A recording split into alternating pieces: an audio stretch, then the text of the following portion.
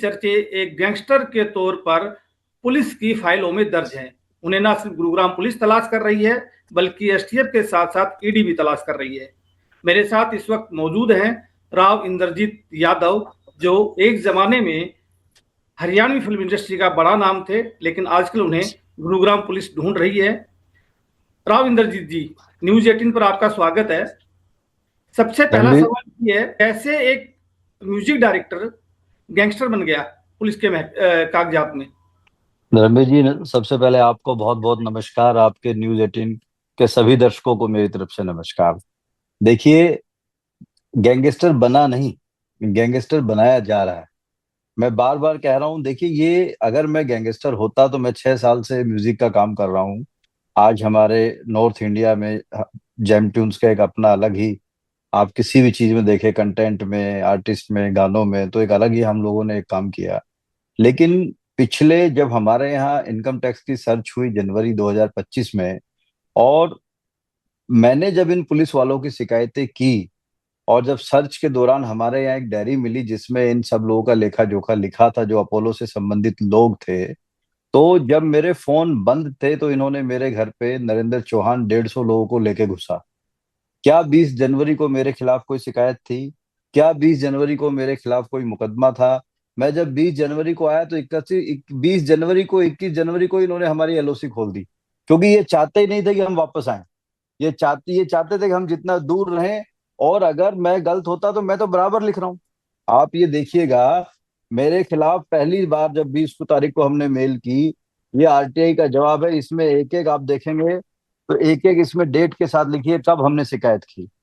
जब हमने शिकायत की तो एक कोई भी मामला हमारे खिलाफ, किसी प्रकार का मामला नहीं था। आपके पीछे ये आखिरकार पुलिस क्यों पड़ी है? क्यों आपको टारगेट किया जा रहा है?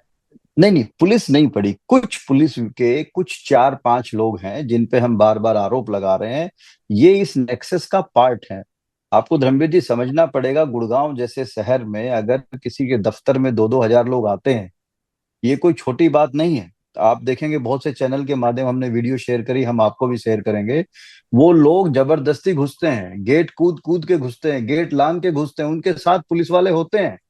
हम बार बार जिन पुलिस वालों का नाम ले रहे हैं, सबसे पहले जो दीपक सियाये वाला एक सिपाही, जो पुलिस की आड़ में नेक्सस चला रहा है, जो इन फाइनेंस और गैंगस्टरों का गठजोड़ चलाता है, एक खाली सिपाही ये नहीं कर सकता। उसके ऊपर नरेंद्र चौहान का हाथ है, नरेंद्र चौहान के ऊपर उनके आकाओं का हाथ है। ये पूरा एक नेक्सस है जो पूरा इस चीज को चला रहा है। पुलिस ये कह रही है कि आपका जो है, जो फाइनेंसर हैं, उनके साथ आपकी सेटिंग है। आप पहले मोटे ब्याज के ऊपर लोगों को पैसा दिलवाते हैं, और फिर फाइनेंसरों के और जो पीड़ित होते हैं, जो एक तरह से लोन लेते हैं, उनके बीच आप समझौता करवाते हैं और बीच में अपना हिस्सा रखते हैं। ये सब मिथ्या है धर्मवीर जी। आज तक हमने किसी से 1 रुपए किसी को नहीं दिलाया। हमें तो ये एबीसीडी, ये धंधा तो ये लोग बहुत टाइम से चला रहे हैं। ये अपोलो वाले गुप्ता जी हमारे पड़ोसी थे, जब वो आया तो हमें ये सब चीजों का पता चला। कोई एक आदमी तो होगा जो कहे हमने उससे किसी को पैसा दिलाया, कोई तो एक सबूत इनके पास होगा। हमारा किसी से कोई फाइनेंस के काम से, किसी के लेने देने से हमारा कोई कंसर्न नहीं है। हम, राकेश गुप्ता जी मेरे पड़ोसी थे, मानवता के नाते हमने उनकी मदद करने की कोशिश करी। और जब इनको लगने लगा कि भाई हमारे काम में ये लोग कहाँ आ गए, इनकी रिकॉर्डिंग हमने शेयर की, हम आपको करेंगे, कह रहे भाई वो हीर का बीच में आ गया हमारे काम के, इसने हटाओ। ये तो ऐसे कह रहे जैसे इनकी हमने पार्किंग छीन ली हो, इन्होंने पार्किंग कब्जा रखी हो। अब बात क्या तो मामला समझिए। था? ये अपोलो वालों का क्या मामला था फाइनेंसर्स के साथ, जिसमें आपका देखिए, नाम आया सबसे पहले? देखिए, ये एक नेक्सस है फाइनेंस का, जिसमें बहुत से लोग छोटे से लेके बड़े बड़े फाइनेंस का काम करते हैं। जो 4-5 हजार करोड़ का एक ब्लैक मनी पूरी सर्कुलेट होती है, ये 4-5 हजार करोड़ रुपए किसी किसान का नहीं हो सकता। 1,000-1,200 करोड़ का डाटा तो मेरे यहाँ से इन फाइनेंशियलों का इनकम टैक्स को मिला है, ईडी को मिला है। ये पैसा है किसका? ये पैसा, ये जो कुछ पुलिसकर्मी है, इनकी लूट का पैसा है। ये पैसा, ये कहते हैं कि किसानों की जमीन बिकी, किसानों का पैसा नहीं है, ये इनकी लूट का पैसा है। ये लोग करते क्या थे, जैसे मान लो किसी को 100 रुपए इन्होंने दिए, 10 रुपए सैकड़ा ब्याज जोड़ते थे, 3 महीने का बन गया 130 रुपए। उन लोगों से 15-15 दिन के चेक ले लेते थे। किसी कारणवश से कोई व्यवसायी, कोई बिजनेसमैन नहीं पैसा टाइम पे दे पाया, नहीं अरेंज कर पाया, उसकी जाके माँ बहन की गालियां बकते थे, वहां जाके बैठ के हुड़दुंग करते थे, वहां जाके हल्ला काटते थे। फिर बोलते थे पेनल्टी पे करो, तो 100 रुपए के 250 रुपए वसूलते थे। एक्चुअल तो वसूली का काम पुलिस की आड़ में ये फाइनेंसर और गुंडे मिलके कर रहे हैं। मतलब आप सीधे तौर पे ये कह रहे हैं कि फाइनेंसरों के साथ आप नहीं मिले हुए हैं, बल्कि पुलिस के कुछ लोग मिले हुए हैं और ये नेक्सस चला रहे हैं, आप ये कह रहे हैं? हाँ, मेरी लड़ाई तो फाइनेंसरों के मामले में है नहीं, मेरी लड़ाई तो ये है कि कैसे इन फाइनेंसरों और पुलिस वालों का धंधा मेरी वजह से बंद हो रहा है। इनका कहना यह है कि हमारी बीच में आके टांग अड़ा दिया कोई लोकल आदमी है, उसको हटाओ, नहीं तो हम ये लालाओं से, बनियों से, बिजनेसमैनों से लूट कैसे करेंगे। और ये अकेली एक अपोलो नहीं है, आप देखेंगे गुड़गांव जैसे शहर में बड़ी बड़ी कंपनियां हैं जिनके ऑफिसों में जाके इन्होंने पत्थर तक मारे हैं।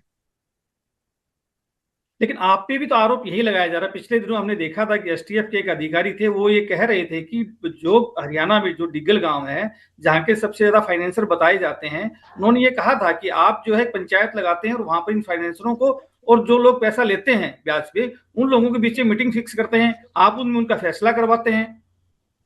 मैं आज तक मैं ना डिगल गांव गया, ना मैंने कोई पंचायत की, ना मैं किसी पंचायत में गया। अपोलो ऑफिस के अलावा मेरी इन किसी से कहीं कोई मुलाकात नहीं हुई है। जितने फाइनेंसर हैं अपोलो में आए, अपोलो में मिले सब। पिछले दिनों हमने देखा था कि ईडी ने आपके यहाँ छापेमारी की थी और ईडी ने ये कहा था कि जो राव इंद्रजीत यादव हैं, उन्होंने गलत तरीके से पैसा कमाया है और जो पैसा कमाया उसका इनकम टैक्स भी नहीं जमा कराया। देखिए, मेरे यहाँ पहले इनकम टैक्स की सर्च हुई। इनकम टैक्स की, देखिए ये दोनों एक विभाग है, दोनों की अपनी एक जांच का अपना एक दायरा है, जांच का अपना एक सिस्टम है। जब इनकम टैक्स की हमारे यहाँ रेड हुई तो इनकम टैक्स ने जो डाटा मिला वो डाटा उन्होंने ईडी से शेयर किया। उसी बिहाफ पे ईडी ने हमारे यहाँ सर्च की। जब ईडी ने हमारे यहाँ सर्च की, मेरे अपने प्रेमाइसिस से, मेरे अपने जहां जहां इन्होंने जो मेरे से कंसर्न है वहां पे इनको कुछ नहीं मिला। देखिए, यहाँ पर एक चीज और बार बार आ रही है। ईडी ने आपके यहाँ से कहा जा रहा है कि महंगी गाड़ियां आपके यहाँ बहुत मिली, करोड़ों रुपए की गाड़ियां आपने खरीद रखी हैं। तो वो यही सवाल तो वो कर रहे हैं कि आपके पास इतना पैसा आया कहाँ से आखिरकार। देखिए, करोड़ों रुपए की गाड़ियां जरूर हमारे पास है, लेकिन हमारी जितनी गाड़ियां हैं वो सब बैंक से फाइनेंस है। आपके यहाँ ईडी की जो रेड हुई थी, उसके बाद दिल्ली में एक फार्म हाउस पर रेड हुई जिसमें अमन कुमार और सुनील गुप्ता थे। वहां से करोड़ों रुपए नगद मिले, करोड़ों रुपए की प्रॉपर्टी के कागजात मिले, गहने मिले। वो फिर आखिरकार किसके थे? क्योंकि उसमें नहीं भी वो आपके जिन पास। नहीं वो नाम, हम देखिए क्या है ना, अब वो जो नाम हमारा चल रहा है उसी नाम में सब बता रहे हैं कि इंद्रजीत की ईडी की सर्च के दौरान इस ठिकाने से मिला। हमारा किसी अमन से कोई वास्ता नहीं है, किसी हमारे फार्म वाले जो कौन से गुप्ता जी है, हमारा कोई वास्ता नहीं है। हमने भी ये सब न्यूज के माध्यम से, सोशल मीडिया के माध्यम से देखा। देखिए, जहां कोई सर्च होती है, चाहे वो ईडी की हो, चाहे वो इनकम टैक्स की हो, हर जगह जब सर्च के बाद एक पंचनामा बनता है। जिसके यहाँ सर्च हुई होगी, जो उन चीजों का होगा, उन्होंने अपना पंचनामा साइन किया होगा। हमारा किसी प्रकार का, बाकी हमारे प्रेमाइसिस के अलावा किसी प्रेमाइसिस से कोई लेना देना नहीं है। देखिए, आप कह रहे हैं कि पुलिस के कुछ लोग और फाइनेंसर, इनका एक अपना नेक्सस है, आप उनके ऊपर आरोप लगा रहे हैं। लेकिन दूसरी तरफ पिछले दिनों हमने देखा कि एक ऑडियो वायरल थी जिसमें आप गैंगस्टर रोहित गोदारा से बात कर रहे हैं, संपत नेहरा से आपकी बातचीत हुई है। तो इनके साथ आपकी क्या यारी है, इन गैंगस्टरों के साथ? धर्मवीर जी, हमारी यारी नहीं है, हम बात नहीं कर रहे हैं, वो लोग मुझे फोन कर रहे हैं। अगर संपत नेहरा की आपने बात सुनी होगी तो संपत नेहरा ये कह रहा है, इस टायर वाले काम से तू हट जा, नहीं तेरे पैर काट देंगे। वो मुझे थ्रेट दे रहा है, आप समझिए। और जब रोहित गोदारा के भी आ रहा है तो वो यही कह रहा है मुझे कि भाई मेरे कोई 4-5 आदमी हैं, उन 4-5 आदमियों को ठीक ठीक करा देना, दिलवा देना। और मैं उनको यही कह रहा हूँ भाई, किसी की कोई पूंजी होगी तो मिल जाएगी। अब ये यही देखिए, इनका ये वर्क ऑफ प्रोसेस है इन फाइनेंसरों का, पुलिस का। जब इनको लगा मैं बीच में आ गया, सबसे पहले तो इन्होंने मॉब इकट्ठा किया।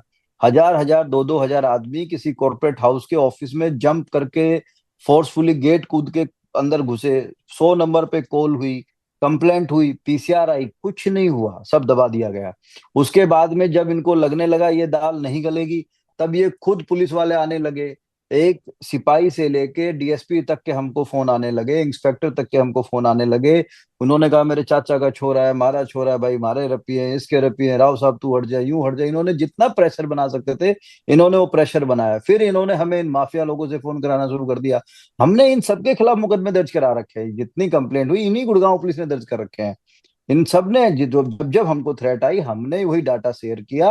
अब क्या है कि वो, हमने बहुत बार कहा कि एक मूवी देख लिया आपने इंटरवल की, पहले की इंटरवल की बात की, इनको लगा कि भाई कैसे लोगों को भ्रमित किया जाए, कैसे लोगों को इस मोड़ा जाए। तो पीछे की सुन, अरे आगे की सुन। पहले वो मुझे कह रहा है कि धमकी दे रहा है, आप वो नहीं बता रहे कि हाँ भाई रोहित गोदारा पे इन्होंने मुकदमा करा रखा है, इस पे इन्होंने मुकदमा करा रखा है, वो कोई नहीं बता रही, सब पुलिस वालों को मालूम है। आप देखिए, जब कोर्ट में हमारी, जब इन्होंने एप्लीकेशन लगाई कोर्ट में, तो इन्होंने कहा कि 19 मुकदमे इंद्रजीत पे दर्ज हैं। आपने भी देखा होगा, वो हड़बड़ी में लिख दिए, कहीं की घोड़ा कहीं की टांग लगा के। देखो तो सही भाई, तुम क्या बता रहे हो? कोई मुकदमा 2009 का था, उसमें हम बरी हो गए। जो 19 मुकदमे बता रहे हैं उसमें से 6-7 मुकदमे तो इन्होंने फर्जी लगा दिए हमारे पीछे से, जब हम है ही नहीं। कुछ भी हो रहा है, बोले भाई किसी की भैंस भी मर जाएगी तो इंद्रजीत की वजह से मर गई। तो तो ये आखिर सिस्टम क्या कर रखा है इन्होंने। तो आखिर क्या वजह है कि वो आपको टारगेट कर रही है, पुलिस आपके खिलाफ ही यही मामला दर्ज कर रही है? नहीं नहीं, अब देखिए, एक झूठ को छुपाने के लिए 100 झूठ बोलनी पड़ती है। आप देखिए, जब इन्होंने ये मुकदमे वाली जब कार्रवाई शुरू करी, पहला मुकदमा इन्होंने 22 फरवरी को एफआईआर नंबर 40 लिखा। जब 22 फरवरी को जिससे कंप्लेंट लिखवाई राहुल, वो राहुल हमको 20 फरवरी को फोन करता है। वो कहता है कि भैया किसी दीपक का मेरे पास फोन आ रहा है, बार बार मेरे पे प्रेशर बना रहे हैं मुकदमा लिखने के लिए। और उसके बाद में जब हम मीडिया के सामने आए तो राहुल को भी मीडिया के सामने लाया गया। राहुल ने खुद कहा कि भाई मेरा जो भी झगड़ा हुआ था वो 2024 25 जुलाई को हुआ। अब आप देखिए, एफआईआर में पुलिस वाले लिखते हैं कि झगड़ा जो है 26 जुलाई को हुआ। और जबकि 26 जुलाई को सुबह 8 बजे, मॉर्निंग में 8 बजे मुझे राहुल मैसेज करता है कि जी कल मैं गया था, दारू पी के उन लड़कों ने मुझे बुला लिया, सबने दारू पी रखी थी, झूठ बोल के बुला लिया और मेरे साथ मारपिटाई हुई। ठीक है, उनका आपस में कोई झगड़ा हुआ होगा, लेकिन उसको क्या रंग पुलिस ने दिया?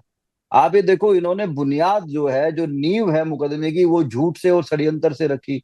मैं उसी बात पे अब आ रहा था। रोहतक में जो फाइनेंसर मंजीत, जिसके बारे में कहा जाता था कि वो फाइनेंस का काम करते थे, गैंगस्टर भी थे, उसका मर्डर हुआ।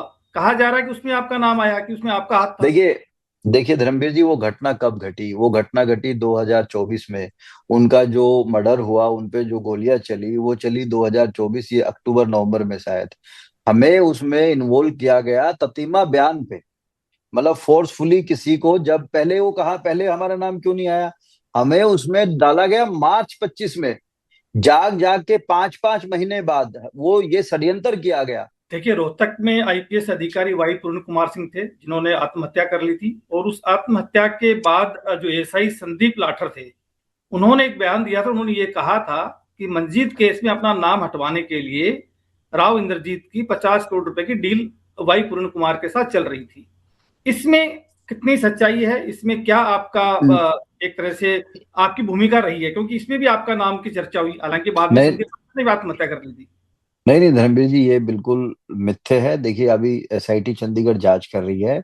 अभी वो दोनों ही दिवंगत आत्माएं प्रभु के चरणों में है। ये सब बाद में, ये भी एक षड्यंत्र का पार्ट ही है। नहीं तो एक एसआई या एएसआई जिनके आईजी साहब नहीं रहे, तो उनको क्या ऐसा प्रेशर आ गया था कि भाई मैं, मेरी नेता ये वाले मेरे अधिकारी ईमानदार हैं, ये अधिकारी मेरे बेईमान हैं। और वो कौन से थे किसी डील में? उसने कौन सी डील? अगर उसको पता ही था कि कोई 50 करोड़ की डील थी तो वो सबूत देता। उसको सुसाइड करने की जरूरत तो नहीं थी उस चीजों को लेके। ये सब स्क्रिप्ट लिखी गई है। बाकी इसमें देखिए, हम बहुत ज्यादा अब नहीं कहेंगे। वो सब एसआईटी चंडीगढ़ जांच कर रही है उसकी। अगर उस केस में आपकी भूमिका नहीं थी, तो मंजीत की हत्या के बाद ही आप विदेश क्यों गए? आप यहाँ रह के कानून का सामना कर सकते थे। नहीं आप नहीं नहीं नहीं नहीं नहीं, मंजीत की हत्या के बाद मैं नहीं गया। मंजीत वाला केस तो अक्टूबर में हुआ साहब, मैं गया 20 जनवरी को।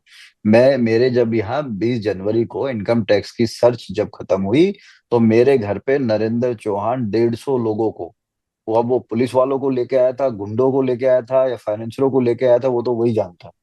वो किस कैपेसिटी में आया था, कौन सा उसके पास मुकदमा था। वो पहले तो मेरे घर में घुसा, उसके बाद जब उसे कुछ लगा नहीं, उसको लगा मैं फंसूंगा, तो वो मेरे घर में लूट करके गया। मेरे यहाँ से डीवीआर उखाड़ के गया। बार बार मैंने विभाग को उसकी कंप्लेंट की, 15 बार मैंने, धर्मवीर जी 15 बार मैंने विभाग को कंप्लेंट की। एक बार नहीं, 15 15 बार विभाग को मैंने कंप्लेंट की। लेकिन ले दे के ऊपर से कंप्लेंट आती है, नीचे नीचे जो इन्वॉल्व है, जो इनका पार्ट है, हम जिन पे आरोप लगा रहे हैं, उन्हीं को जांच चली जाती है। अभी हमने क्या, हमें सीआईए से ही नोटिस आ रहा है कि आपकी कंप्लेंट आई है, आप बताइए। अरे सीआईए के खिलाफ हम शिकायत कर रहे हैं। हम तो माननीय मुख्यमंत्री जी बार बार ये गुहार लगा रहे हैं कि आप इस मामले को देखो। राहुल फाजिलपुरिया, जो कि बॉलीवुड सिंगर है, उसके ऊपर भी गुरुग्राम में हमला हुआ। उसमें भी आपके नाम की चर्चा आई। दीपक नांदल जो गैंगस्टर है, उसने ये कहा था कि मेरा पैसे का लेन देन है, हमने कोई गाने साथ बनाए थे, उसके पैसे नहीं मिले। उसमें भी आपके नाम की चर्चा हुई। आपका आपका क्या डिस्प्यूट है राहुल फाजिलपुरिया के साथ? देखिए, राहुल फाजिलपुरिया हमारा छोटा भाई है। राहुल फाजिलपुरिया से हमारा कोई डिस्प्यूट नहीं है। दीपक नांदल का उनसे जरूर कोई लेन देन होगा, उनका आपस में रहा होगा। दीपक नांदल से हम भी म्यूजिक के काम के माध्यम से ही मिले थे।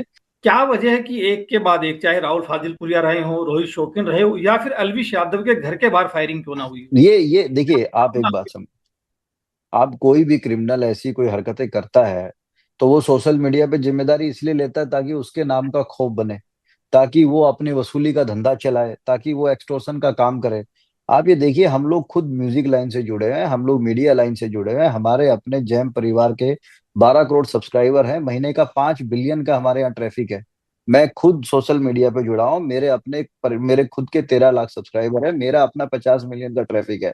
अगर ऐसा कुछ ख्याति मुझे लेना होता और ये डर का धंधा चलाना होता तो मैं मेरे अपने अकाउंट पे पोस्ट करता कि भाई हाँ, मैं ही इंद्रजीत हूँ जिसने गोलियां चलवाई है, भाई मैं पोस्ट करता।